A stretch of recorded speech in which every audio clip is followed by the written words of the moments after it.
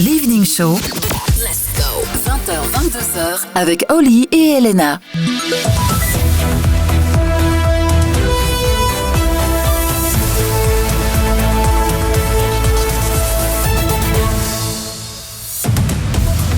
L'Evening Show qui se met en mode JT de l'Evening Show, vous le savez bien. 4 actus, que ce soit un peu insolite, un peu musical. Je ne sais pas toi qu'est-ce que tu as prévu. Oh, moi, qu'est-ce que j'ai ? J'ai musical, loufoque, voilà. Un peu de tout ça, situation, j'ai envie de dire. Moi aussi, c'est un peu du loufoque et musical. Ok, bon, je te laisse commencer, Oli, alors. Allez, on va partir en Inde où Akram Mahmoud, âgé de 19 ans, détient un nouveau record du monde. Mais lequel ? Ok, bon, super. Ça concerne quoi ? Est-ce que c'est un truc un peu gênant ? C'est un vrai record. Non, c'est pas gênant du tout. Ok, d'accord. Donc c'est un truc super stylé. Super stylé. Ok, super stylé, c'est-à-dire ? Je peux pas te le dire, mais genre, si tu le rencontres, tu diras waouh, bordel, j'aimerais. Enfin, je serais incapable de faire ça, quoi. Ok, d'accord. Qu'est-ce que je serais incapable de faire ? Pas grand-chose, finalement. Donc, c'est une compétence. C'est une compétence. Style les maths ou un truc ainsi. Exactement. Ok, d'accord. Est-ce qu'on est sur donc un cours qu'il y a à l'école.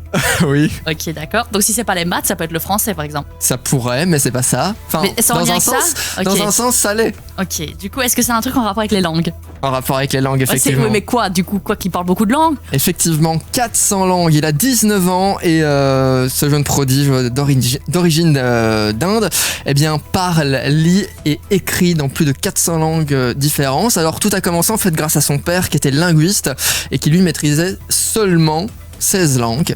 C'est déjà quelque chose. Le seulement.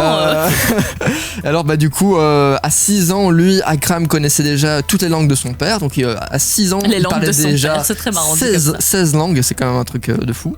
À 8 ans, il maîtrisait 50 langues et devenait le plus jeune dactylographe multilingue du monde. À 10 ans, il écrivait l'hymne national indien en 20 langues en moins d'1 heure. Et puis à 12 ans, il impressionnait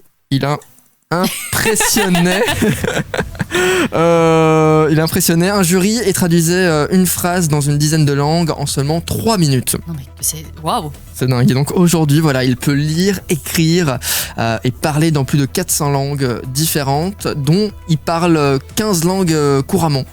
Donc ça, c'est fou, quoi. Et d'ailleurs, toi, tu parles combien de langues, Oli ? Alors, moi, je parle français, little bit English and a little bit Netherlands. Hein. Moi, la seule phrase que je sais dire en Netherlands, c'est Ik ben Elena. Ça s'arrête là. Ik ben... Oliver. Oui, mais non, merci. Je cherchais l'âge, mais tu vois, je suis déjà paumé. C'est un truc, hein, fou.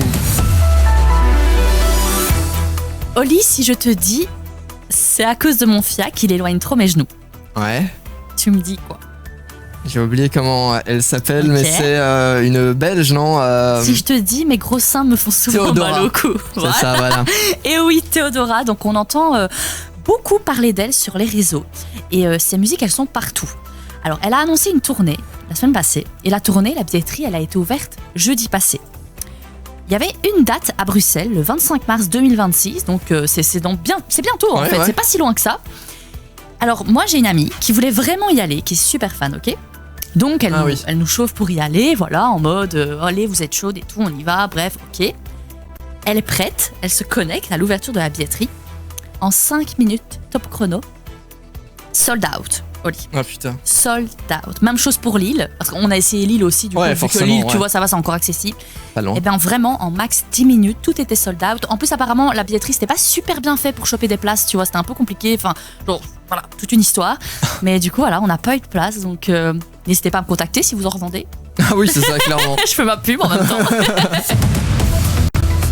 Bon, de mon côté, on va parler du magazine Rolling Stone qui vient de publier le classement des 250 meilleures chansons du 21e siècle.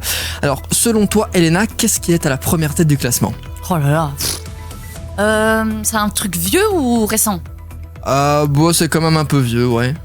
C'est pas genre... c'est pas sorti l'année dernière. Oui, donc ça date, exemple, d'il y a 10 ans, quoi. Ouais, plus ou moins. Ok. 2001 exactement, même en fait, 23, 24 ans. Un homme ou une femme qui chante? Une femme. Oh là là, Britney Spears? Non. Ce n'est pas elle. Beyoncé? Non plus. Ok. Ça se rapproche ou pas du tout? Non, je pense pas. Ah.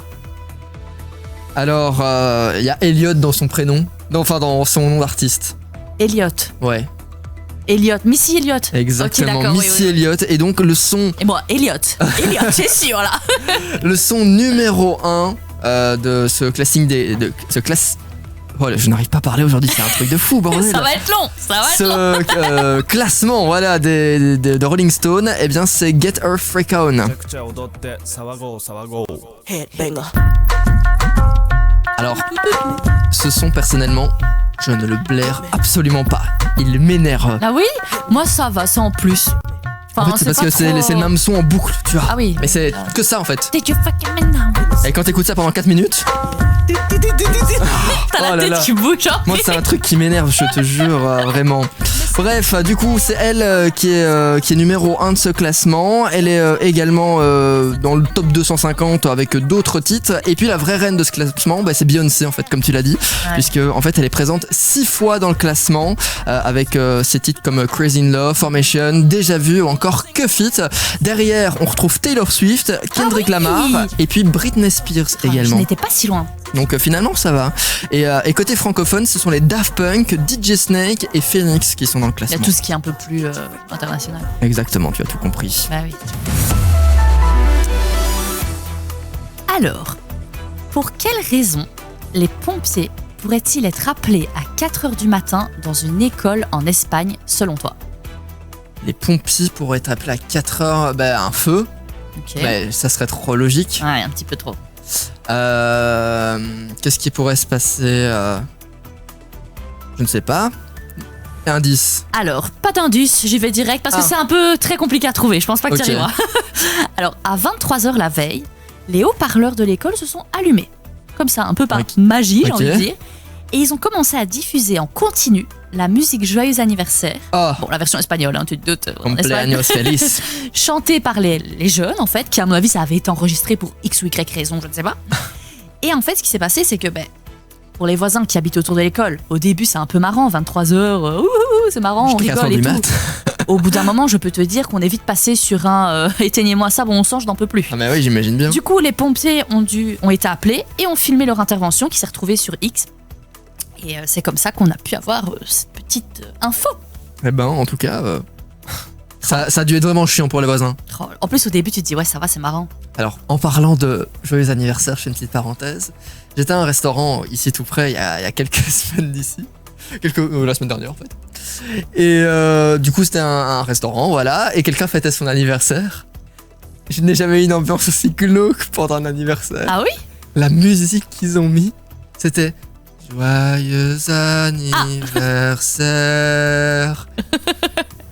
En plus, t'as vraiment entendu le plaque de lumières qui sont coupées et puis joyeux anniversaire. Aucune ambiance dans le restaurant, personne qui n'applaudissait. Mais c'était toi, tu allais à un anniversaire? Non, du tout. J'étais au resto et j'ai vu cette scène et je me suis dit, what the fuck, c'est vraiment une scène de film d'horreur quoi. C'était un truc de dingue. Bref, voilà, ça m'a bien fait marrer. Tu m'étonnes. L'Evening Show de 20h à 22h avec Oli et Elena.